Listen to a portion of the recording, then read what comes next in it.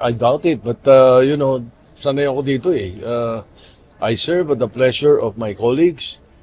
Since the 8th Congress up to now, the Senate leadership has always been that way.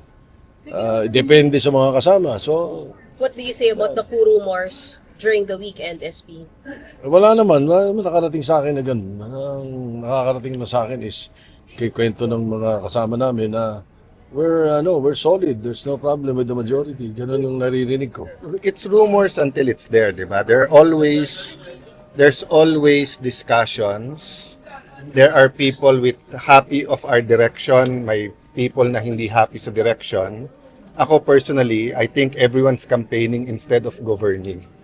So it's really, do you get 13 people of like minds? But as of today, wala pa yung 13 na yan or yung 13 hindi present Still dito. satisfied with SP Soto as the leader, sir? No, we're in the minority. Uh-huh. So of course, we want to be in the majority. Okay. Diba? That was never a secret. Diba? Sila, they were in the minority. They got into a majority. But when they got there, everyone was happy giving them a try. They have their victories, they have their faults.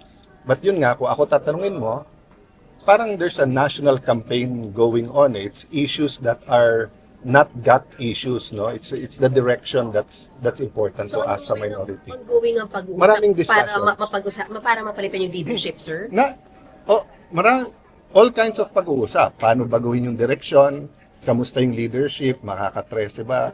That's never been a secret. But no 13 yet. No 13 yet. Physically, wala. Oh. Thank you.